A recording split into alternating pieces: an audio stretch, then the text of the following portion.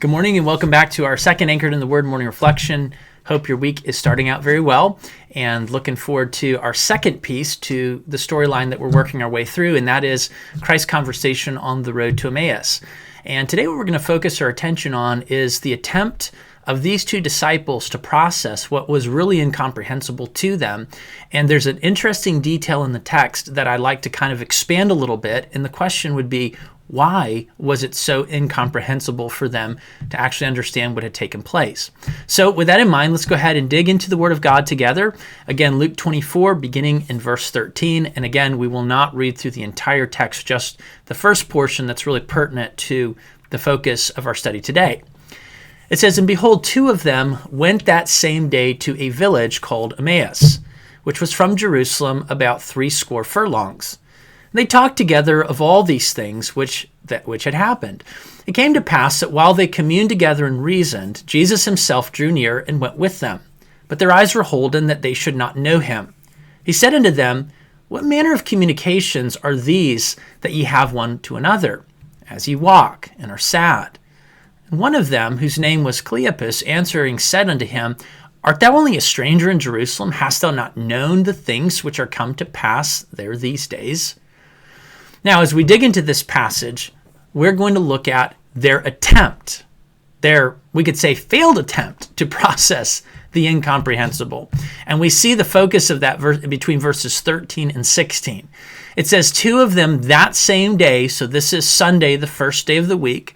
They've only had maybe 12 hours or less to process what had taken place. In fact, they probably are looking at maybe like 6 hours or 8 hours to process what had taken place.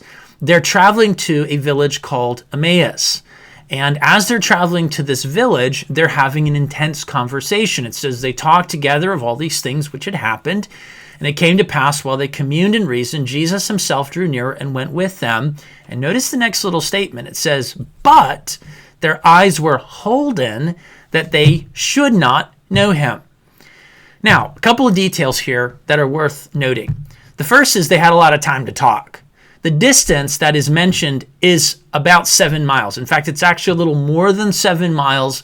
And I'm not exactly sure how fast they would have walked. If you're walking a really brisk pace, you're probably walking close to 4 miles per hour. But just to be generous, I would say that maybe they're walking for about 3 hours. Okay, so this is a significant period of time.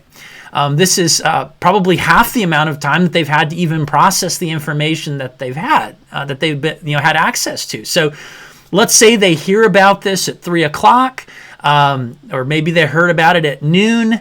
If they heard about it at noon, they're probably talking about this around 3, 4 o'clock, going into the evening.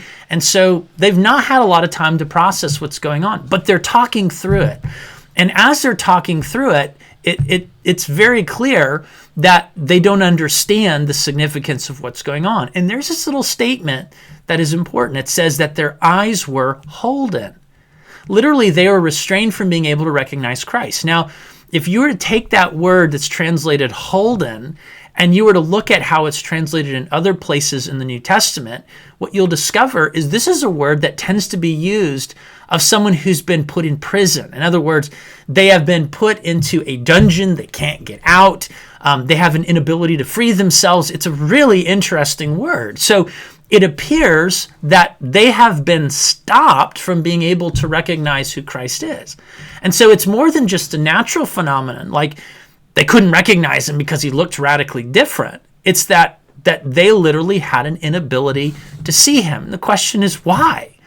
Well, the answer is because it's the mercy of God that's going to open their eyes to their ability to see. And there are some things that are going to be presented to them in this passage that are an important part of God opening their eyes to not just recognize he's alive, but to ask the question, why is he alive? Why does this even matter?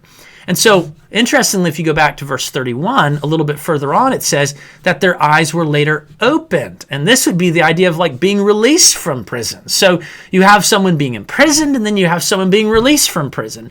What it's coming down to is they don't have the ability to see, and now they do have the ability to see. God has given them this ability.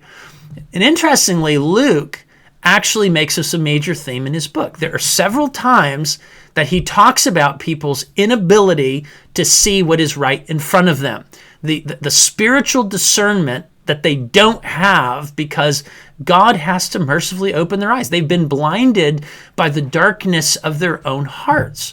So for instance, we see in Luke 8, it says, unto you, the disciple, it's given to know the mysteries of the kingdom, but to others in parables, that seeing they may not see, and hearing they may not understand. And so those who did not have a heart to know the truth, they were not truly desirous of it.